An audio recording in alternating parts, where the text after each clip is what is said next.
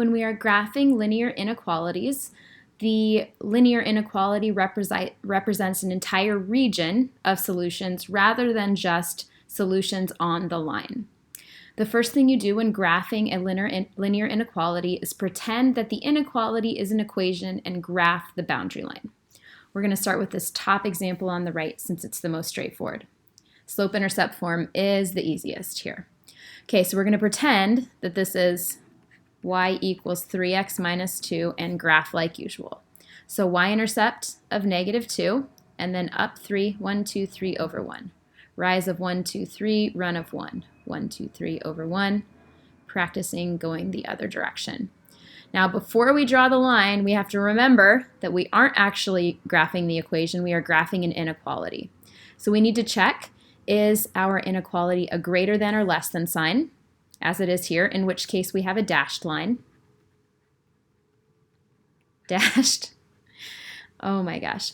If it were a less or greater than or equal to, that would mean that points on the line were part of the solution set, and we would make the line solid. Since we don't have that equal sign, we're indicating a dashed line. Now, when the inequality is written in slope-intercept form, we can trust this inequality. The solution to this inequality is all of the points where y is greater than this line, 3x minus 2.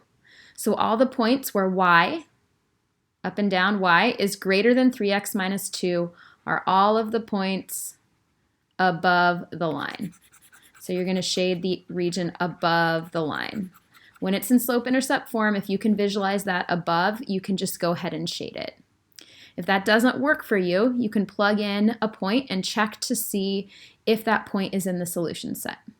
We could check, let's check just because I can see it. Let's check 4, 2. Let's just check 4, 2 randomly. So that's just a random point I chose to check my shading. So 4, 2 should not make this inequality true.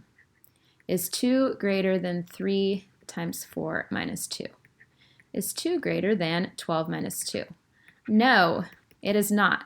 That means the point 4, 2 is not in the solution set, and we are shading the other side of the line. Now, the normal thing to do is to, instead of checking this weird random point, to check the point 0, 0 to see if the origin is in the solution set. Is 0 greater than negative 2? 0 for y, 0 for x makes us have the question, is 0 greater than negative 2? Yes, it is. That means that the origin is in the solution set, so we're shading this side of the coordinate grid. Things are a little bit more challenging when we are graphing from standard form because we can't just trust this inequality symbol. When we're graphing from standard form, we like to graph it using intercepts. So we're going to pretend again that this is an equation to graph the boundary line. 6x minus 3y equals 12. So to find the x-intercept, 6x equals 12. The x-intercept is 2, 0. Y-intercept, negative 3y equals 12. Y equals negative 4. The y-intercept is 0, negative 4.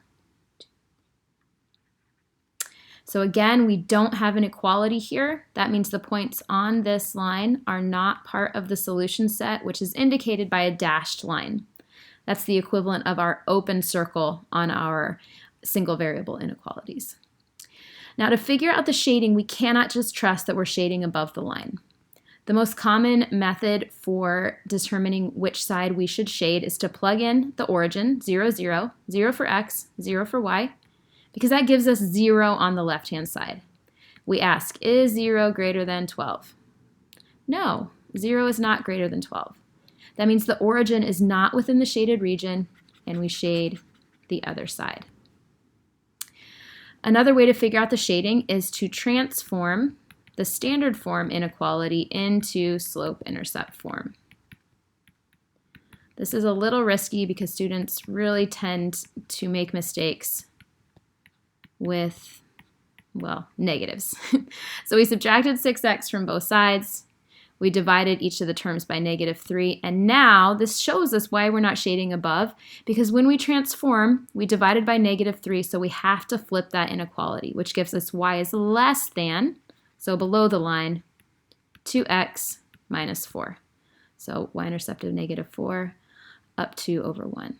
So when we transformed it, that showed us that we should be shading below the line, again dashed. Sometimes we can trust the inequality for standard form, and some students will be able to remember when we can trust it.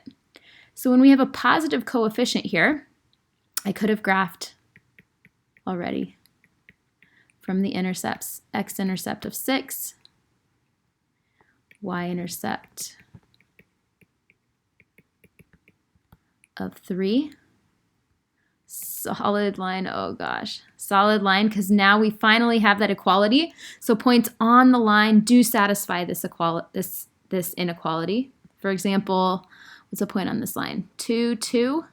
2 times 2 is 4, plus 4 times 2 is 8. 12 is less than or equal to 12. So points on the line satisfy the inequality.